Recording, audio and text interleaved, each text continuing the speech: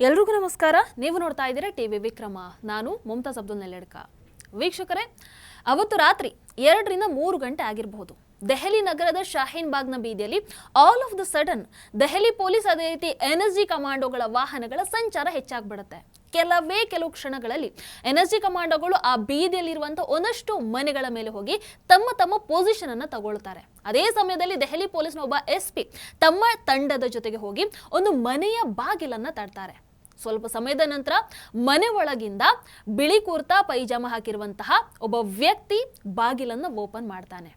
ಬಾಗಿಲು ಓಪನ್ ಮಾಡಿದ ತಕ್ಷಣ ಹೊರಗೆ ನಿಂತಿದ್ದಂತಹ ಪೊಲೀಸರು ವಿದಿನ್ ಸೆಕೆಂಡ್ಸ್ ಆತನನ್ನ ಬಂಧಿಸ್ತಾರೆ. ಆತನನ್ನ ಗಾಡಿ ಒಳಗೆ ಕೂರಿಸೋ ತನಕ ಮೇಲೆ ಪೊಸಿಷನ್ ತಗೊಂಡಿದ್ದಂತಹ ಎನ್ಎಸ್ಜಿ ಕಮಾಂಡೋಗಳು ಸುತ್ತಮುತ್ತ ಕಣ್ಣಿಟ್ಟು ನಿಂತಿದ್ರು. ಈ ಕಾರ್ಯಾಚರಣೆಗೆ ಯಾವುದೇ ಅಡಚಣೆ ಆಗದ ಹಾಗೆ ಸಂಪೂರ್ಣವಾಗಿ ನೋಡ್ಕೊಳ್ತಾರೆ. ಯಾಕೆ ಅಷ್ಟೊಂದು ಕಣ್ಣಿಟ್ಟಿದ್ರು ಅಂತಂದ್ರೆ, ಆ ವ್ಯಕ್ತಿಯನ್ನ ಬಂಧಿಸಿರುವಂಥದ್ದು ಗೊತ್ತಾದ್ರೆ ಆತನನ್ನ ಸುರಕ್ಷಿತವಾಗಿ ಠಾಣೆಗೆ ಅಥವಾ ಸೀಕ್ರೆಟ್ ಆಗಿ ವಿಚಾರಣೆ ಕೇಂದ್ರಕ್ಕೆ ಕರ್ಕೊಂಡು ಹೋಗುವಂಥದ್ದು ಭಾರಿ ಕಷ್ಟ ಆಗ್ತಾ ಇತ್ತು. ಯಾಕಂದ್ರೆ ಆತನ ಸುತ್ತಮುತ್ತ ಇದ್ದಂಥವ್ರು ಹೆಂಗೆ ಅಂತಂದ್ರೆ ಆತನನ್ನ ರಕ್ಷಿಸೋದಕ್ಕೆ ತಮ್ಮ ಜೀವವನ್ನೇ ತ್ಯಾಗ ಮಾಡುವಂಥವ್ರಾಗಿದ್ರು. ಹಾಗಾಗಿ ಬಹಳ ಕೇರ್ಫುಲ್ ಆಗಿ ಈ ಒಂದು ಕಾರ್ಯಾಚರಣೆಯನ್ನ ಮಾಡಬೇಕಾಗಿತ್ತು.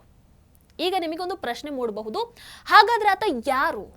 ಇಷ್ಟು ಅಪಾಯ ಅಂತ ಹೇಳ್ತಾ ಇದ್ದೀರಾ, ಹಂಗಿದ್ರು ಕೂಡ ಆತ ಅಷ್ಟೊಂದು ಸಾಮಾನ್ಯವಾಗಿ ಅಲ್ಲಿ ಹೇಗೆ ವಾಸ ಮಾಡ್ತಾ ಇದ್ದ?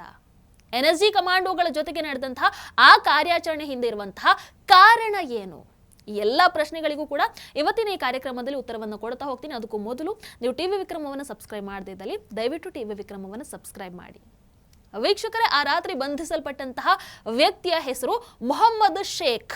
ಆದ್ರೆ ಆತ ಸಾಮಾನ್ಯ ವ್ಯಕ್ತಿ ಅಲ್ಲ. ಕಳೆದ ಒಂದಷ್ಟು ದಿನಗಳಿಂದ ಆತ ಒಂದು ಭಯಾನಕ ಸಂಚನ್ನ ರೂಪಿಸ್ತಾ ಇದ್ದ. ಆತನ ಗುರಿ ಬೇರೆ ಯಾರೂ ಆಗಿರಲಿಲ್ಲ, ನಮ್ಮ ಭಾರತದ ಪ್ರಧಾನಮಂತ್ರಿಗಳಾದಂತಹ ನರೇಂದ್ರ ಮೋದಿಜಿಯವರಾಗಿದ್ರು.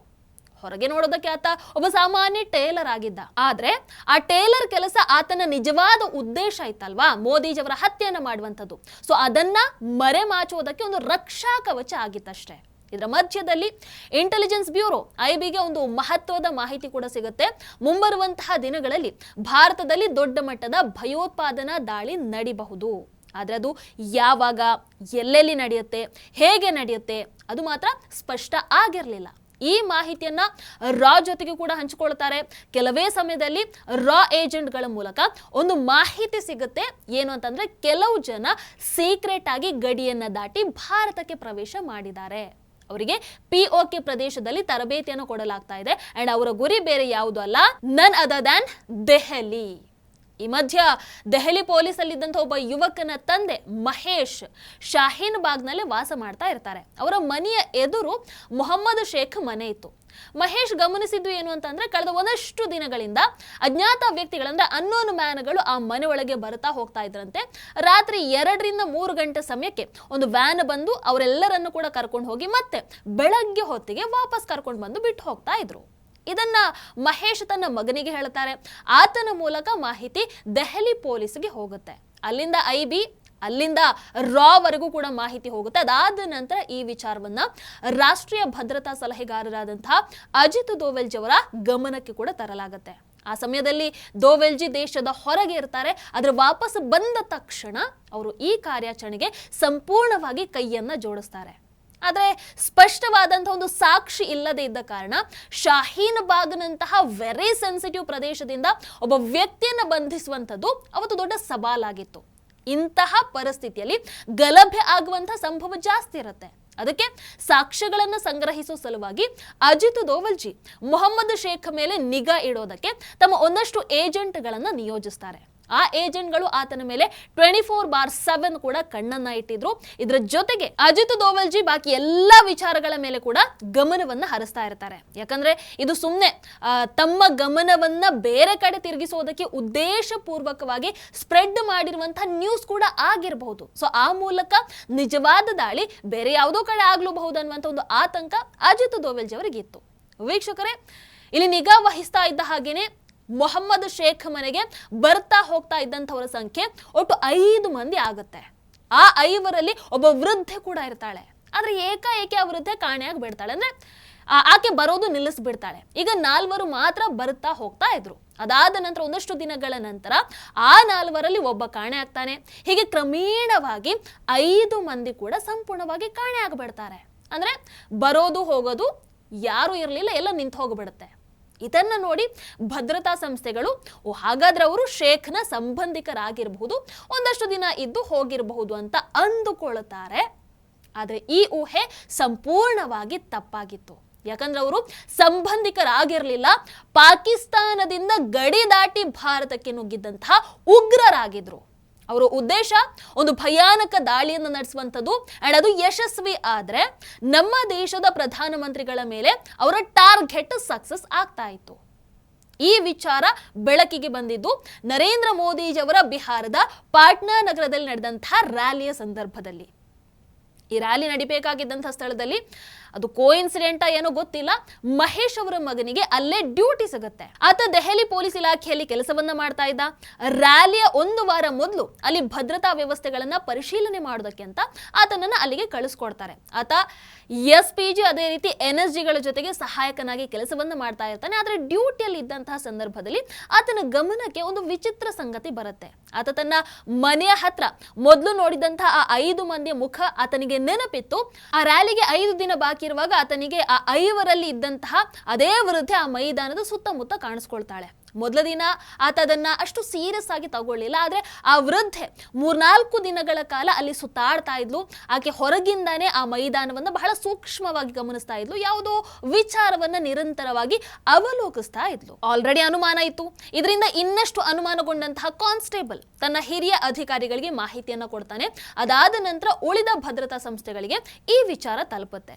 ಸಾರ್ವಜನಿಕರಲ್ಲಿ ಯಾವುದೇ ಭಯ ಅಥವಾ ಗೊಂದಲ ಉಂಟಾಗಬಾರದು ಅಂತ ಕೇವಲ ಒಂದು ಆದೇಶವನ್ನ ಕೊಡ್ತಾರೆ. ರ್ಯಾಲಿ ದಿನ ಆ ವೃದ್ಧೆ ಎಲ್ಲಿಯಾದ್ರೂ ಕಂಡ್ರೆ ಯಾವ ಕಾರಣಕ್ಕೂ ಕೂಡ ಆಕೆಯನ್ನ ಮೈದಾನದ ಒಳಗೆ ಬಿಡಬಾರದು. ಅದರ ರ್ಯಾಲಿಗೆ ಇನ್ನೂ 1 ದಿನ ಬಾಕಿ ಅನ್ನುವಷ್ಟರಲ್ಲಿ ಮತ್ತೆ ಇಲ್ಲಿಂದ ಕೂಡ ಆ ವೃದ್ಧೆ ಕಾಣೆ ಆಗ್ಬಿಡ್ತಾರೆ. ಅಂದ್ರೆ ಯಾರಿಗೂ ಕೂಡ ಆಕೆ ಕಾಣಿಸ್ಕೊಳ್ತಾ ಇರಲಿಲ್ಲ. ಹೀಗಾಗಿ ಎಲ್ಲರೂ ಇದು ತಪ್ಪು ಊಹೆ ಅಂತ ಅಂದುಕೊಳ್ತಾರೆ.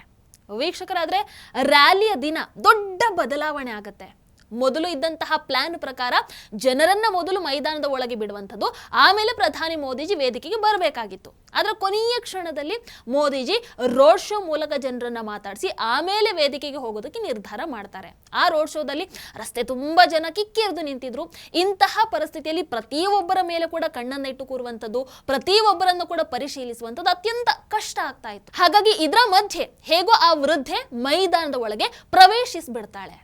ಆದ್ರೆ ಆಕೆ ಒಳಗೆ ಬಂದ ಉದ್ದೇಶ ಏನನ್ನುವಂಥದ್ದು ಯಾರಿಗೂ ಗೊತ್ತಿರಲಿಲ್ಲ. ಅಷ್ಟರಲ್ಲಿ ಜನರ ಮಧ್ಯೆ ಸಿವಿಲ್ ಡ್ರೆಸ್ ಅಲ್ಲಿ ಇದ್ದಂತಹ ಕಮಾಂಡೋಗಳಲ್ಲಿ ಒಬ್ಬರ ಗಮನ ಆ ವೃದ್ಧೆಯ ಮೇಲೆ ಬೀಳುತ್ತೆ. ತಕ್ಷಣ ಹೈ ಅಲರ್ಟ್ ಘೋಷಿಸಲಾಗುತ್ತೆ. ಯಾವ ರೀತಿಯಾದ್ರೂ ಕೂಡ ಆಕೆಯನ್ನ ಹಿಡಿಯೋದಕ್ಕೆ ಪ್ರಯತ್ನ ಆರಂಭ ಆಗತ್ತೆ. ಆದ್ರೆ ಆ ದೊಡ್ಡ ಜನಸಂದಣಿಯ ಲಾಭವನ್ನ ಪಡ್ಕೊಂಡು ಆ ವೃದ್ಧೆ ನಿಧಾನವಾಗಿ ಮುಂದಕ್ಕೆ ಹೋಗಿ ಫಸ್ಟ್ ಲೈನ್ಗೆ ತಲುಪ್ತಾಳೆ. ಅದೇ ಸ್ಥಳದಲ್ಲಿ ಅದೇ ದಾರಿಯಲ್ಲಿ ಇನ್ನು ಕೆಲವು ನಿಮಿಷಗಳಲ್ಲಿ ಪ್ರಧಾನಮಂತ್ರಿ ನರೇಂದ್ರ ಮೋದಿಜಿ ಹೋಗೋರಿದ್ದಾರೆ. ಅಷ್ಟರಲ್ಲಿ SPG ಮಹಿಳಾ ಕಮಾಂಡೋ ಒಬ್ರು ಆ ವೃದ್ಧೆಯ ಕೈಯನ್ನ ಹಿಡಿದು ಆಕೆಯನ್ನ ಬದಿಗೆ ಎಳೆಯೋದಕ್ಕೆ ಪ್ರಯತ್ನ ಮಾಡ್ತಾರೆ. ಆದ್ರೆ ಆಶ್ಚರ್ಯದ ವಿಚಾರ ಏನಪ್ಪಾ ಅಂತಂದ್ರೆ ಆ ವೃದ್ಧೆ ಅಲ್ಲಿಂದ ಈ ಕಡೆ ಬರೋದಕ್ಕೆ ರೆಡಿನೇ ಇರಲಿಲ್ಲ. ಬಲವಂತವಾಗಿ ಅಲ್ಲೇ ನಿಲ್ಲೋದಕ್ಕೆ ಪ್ರಯತ್ನ ಪಡ್ತಾಳೆ. ಕೊನೆಗೆ ಕಮಾಂಡೋಗಳು ಹೇಗೋ ಆಕೆಯನ್ನ ಪಬ್ಲಿಕ್ಗೆ ತೊಂದರೆ ಆಗದ ಹಾಗೆ, ದೊಡ್ಡ ಸೀನ್ ಕ್ರಿಯೇಟ್ ಆಗದ ರೀತಿಯಲ್ಲಿ ಆಕೆಯನ್ನ ಅಲ್ಲಿಂದ ದೂರಕ್ಕೆ ಕರ್ಕೊಂಡು ಹೋಗ್ತಾರೆ. ಆಮೇಲೆ ಉಳಿದ ಕಮಾಂಡೋಗಳು ಕೂಡ ಆಕೆಯನ್ನ ಬೇರೆ ಒಂದು ಸೀಕ್ರೆಟ್ ಪ್ಲೇಸ್ಗೆ ಕರ್ಕೊಂಡು ಹೋಗ್ತಾರೆ. ಆ ಸಮಯದಲ್ಲಿ ಮೋದಿಜಿ ಬರ್ತಾ ಇದ್ರು. ರ್ಯಾಲಿಯಲ್ಲಿ ಇದ್ದಂತಹ ಮಂದಿ ಜೋರಾಗಿ ಘೋಷಣೆಗಳನ್ನ ಕೂಗ್ತಾ ಇದ್ರು. ಮೋದಿಜಿಯನ್ನು ನೋಡುವಂತಹ ಕಾತುರದಲ್ಲಿದ್ರು. ಹಾಗಾಗಿ ಅಲ್ಲಿ ಕೆಲವೇ ನಿಮಿಷಗಳಲ್ಲಿ ಏನಾಯ್ತು ಅನ್ನುವಂಥದ್ದು ಯಾರು ಕೂಡ ಅಷ್ಟಾಗಿ ಗಮನಿಸಿರಲಿಲ್ಲ. ಆ ರೀತಿಯಾಗಿ ಸೆಕ್ಯೂರಿಟಿ ಕೂಡ ಅದನ್ನ ಹ್ಯಾಂಡಲ್ ಮಾಡಿತ್ತು. ವೀಕ್ಷಕರೇ, ಈ ಮಧ್ಯದಲ್ಲಿ ಪ್ರಧಾನಮಂತ್ರಿ ನರೇಂದ್ರ ಮೋದಿಜಿ ಅವರಿಗೂ ಕೂಡ ವಿಚಾರದ ಬಗ್ಗೆ ಮಾಹಿತಿಯನ್ನು ತಲುಪಿಸಲಾಗುತ್ತೆ. ಅಂದ್ರೆ ಸಮಸ್ಯೆ ಇದೆ, ಹಾಗಾಗಿ ಸ್ಟೇಜ್ಗೆ ಹೋಗುವ ಮೊದಲು ಸಾರ್ವಜನಿಕರ ಕಡೆಗೆ ಹೋಗಬಾರ್ದು. ಯಾಕಂದ್ರೆ ನಿಮಗೆ ಗೊತ್ತಲ್ವಾ, ಮೋದಿಜಿ ಕೆಲವೊಂದು ಬಾರಿ ಏಕಾಏಕಿ ಸೀದಾ ಜನರ ಹತ್ರ ಹೋಗಿ ಅವರ ಕೈ ಕುಲುಕುವಂಥದ್ದು, ಜನರ ಜೊತೆಗೆ ಮಾತಾಡುವಂಥದ್ದು ಮಾಡ್ತಾರೆ. ಹಾಗಾಗಿ ಈ ಬಾರಿ ಅದು ಬೇಡ ಅಂತ ತಿಳಿಸ್ತಾರೆ. ಈ ಕಡೆ ನೋಡಿದ್ರೆ ಆ ವೃದ್ಧೆಯನ್ನ ಪರಿಶೀಲನೆ ಮಾಡಿದ್ರೆ ಕಮಾಂಡೋಗಳಿಗೆ ಬಹಳ ಶಾಕಿಂಗ್ ವಿಚಾರ ಕಾದಿತ್ತು. ಯಾಕಂದ್ರೆ ಆಕೆ ತನ್ನ ಬಟ್ಟೆಯ ಒಳಗೆ ಸಂಪೂರ್ಣವಾಗಿ ಟೈಮ್ ಬಾಂಬ್ ಅನ್ನ ಕಟ್ಕೊಂಡಿದ್ಲು. ಟೈಮ್ ಓಡ್ತಾ ಇತ್ತು, ಬಟ್ ಆಕೆಯ ಕೈಯಲ್ಲಿ ಯಾವುದೇ ರಿಮೋಟ್ ಇರಲಿಲ್ಲ. ಆಮೇಲೆ ಆಕೆಯ ವರ್ತನೆ ಆಗಿರಬಹುದು, ಮಾತಿನ ಶೈಲಿಯನ್ನು ನೋಡಿ ಭದ್ರತಾ ಸಂಸ್ಥೆಗಳು ಒಂದು ವಿಚಾರವನ್ನ ಸ್ಪಷ್ಟವಾಗಿ ಅರ್ಥ ಮಾಡ್ಕೊಳ್ತಾರೆ. ಆಕೆ ಸ್ವತಃ ಈ ಸಂಚಿನ ಪ್ರಮುಖ ವ್ಯಕ್ತಿ ಅಲ್ಲ, ಯಾರೋ ಈಕೆಯನ್ನ ಒಂದು ಸಾಧನವಾಗಿ ಬಳಸ್ಕೊಂಡಿದ್ದಾರೆ. ತಕ್ಷಣ ಬಾಂಬ್ ಅನ್ನ ನಿಷ್ಕ್ರಿಯಗೊಳಿಸ್ತಾರೆ. ಆಮೇಲೆ ಆಕೆಯನ್ನ ಕಠಿಣವಾಗಿ ವಿಚಾರಣೆ ಮಾಡಲಾಗುತ್ತೆ. ವಿಚಾರಣೆಯಲ್ಲಿ ಆಕೆ ಎಲ್ಲ ಮಾಹಿತಿಯನ್ನು ಕೂಡ ಬಹಿರಂಗಪಡಿಸ್ತಾಳೆ.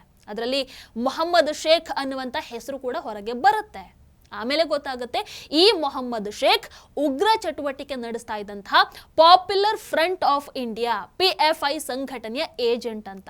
ಅಷ್ಟೇ ಅಲ್ಲ, ಇದರ ಜೊತೆಗೆ ಇನ್ನೂ ಒಂದು ಭಯಾನಕ ಮಾಹಿತಿ ಹೊರಗೆ ಬರುತ್ತೆ. ಆ ದಿನ ಪ್ರಧಾನಿ ಮೋದಿಜಿಯವರ ಮೇಲೆ ಈ ಆತ್ಮಹತ್ಯಾ ದಾಳಿ ಯಶಸ್ವಿ ಆಗಿದ್ದಿದ್ರೆ ಆ ವೃದ್ಧೆಯ ಹಾಗೇನೆ ಉಳಿದ 4 ಕೂಡ ದೇಶದ ಬೇರೆ ಬೇರೆ ನಗರಗಳಲ್ಲಿ ಬಾಂಬ್ ಸ್ಫೋಟ ನಡೆಸೋದಕ್ಕೆ ಸಿದ್ಧರಾಗಿದ್ರು. ಅಂದ್ರೆ ದೇಶವನ್ನೇ ಅಸ್ಥಿರಗೊಳಿಸುವಂತಹ ಪರಿಸ್ಥಿತಿ ಅವತ್ತು ನಿರ್ಮಾಣ ಆಗ್ತಾ ಇತ್ತು. ಆದ್ರೆ ಆ ಬಾಕಿ 4 ಮಂದಿ ಎಲ್ಲಿದ್ದಾರೆ ಅನ್ನುವಂಥದ್ದು ಆ ವೃದ್ಧಿಗೆ ಕೂಡ ಗೊತ್ತಿರಲಿಲ್ಲ. ಇಂತಹ ಪರಿಸ್ಥಿತಿಯಲ್ಲಿ ಅದೇ ರಾತ್ರಿ ಭದ್ರತಾ ಸಂಸ್ಥೆಗಳು ಶಾಹೀನ್ ಬಾಗ್ ಪ್ರದೇಶದಿಂದ ಮೊಹಮ್ಮದ್ ಶೇಖನ್ನು ಬಂಧಿಸುತ್ತೆ. ಆಮೇಲೆ ಗೊತ್ತಾಗುತ್ತೆ ಆತನ್ನ ಅರೆಸ್ಟ್ ಮಾಡೋದ್ರಲ್ಲಿ ದೆಹಲಿ ಪೊಲೀಸ್ ಆಗಿರಬಹುದು, NSG ಕಮಾಂಡೋಗಳು ಕೇವಲ ಅರ್ಧ ಗಂಟೆ ತಡವಾಗಿದ್ದಿದ್ರು ಕೂಡ ಆತ ತಪ್ಪಿಸ್ಕೊಳ್ತಾ ಇದ್ದ. ಯಾಕಂದ್ರೆ ಪೊಲೀಸರು ಬಾಗಿಲು ತಡೆದಾಗ ಆತ ಮನೆ ಒಳಗೆ ಅರ್ಜೆಂಟಲ್ಲಿ ತನ್ನ ಬ್ಯಾಗ್ ಅನ್ನ ಪ್ಯಾಕ್ ಮಾಡ್ಕೊಳ್ತಾ ಇದ್ದ. ಅಂದ್ರೆ ಪರಾರಿ ಆಗೋದಕ್ಕೆ ಸಂಪೂರ್ಣವಾಗಿ ರೆಡಿ ಆಗಿದ್ದ. ಯಾಕಂದ್ರೆ ಪ್ರಧಾನಿ ನರೇಂದ್ರ ಮೋದಿಜಿಯವರ ಮೇಲೆ ದಾಳಿ ನಡೆಸೋದಕ್ಕೆ ಮಾಡಿದಂತಹ ಪ್ಲಾನ್ ಸಂಪೂರ್ಣವಾಗಿ ಫೇಲ್ ಆಗಿದೆ. ಅದರ ಅರ್ಥ ಆತ್ಮಹತ್ಯಾ ದಾಳಿಗೆ ಬಳಸಿರುವಂತಹ ವ್ಯಕ್ತಿ ಭದ್ರತಾ ಸಂಸ್ಥೆಗಳ ಕೈಗೆ ಸಿಕ್ಕಾಕೊಂಡಿದ್ದಾರೆ ಅನ್ನುವಂಥದ್ದು ಆತನಿಗೆ ಗೊತ್ತಾಗಿತ್ತು. ಆತನಿಗೆ ಯಾವ ಕ್ಷಣದಲ್ಲಾದ್ರೂ ಕೂಡ ನನ್ನನ್ನ ಬಂಧಿಸ್ತಾರೆ ಅನ್ನುವಂಥದ್ದು ಸ್ಪಷ್ಟ ಆಗಿತ್ತು.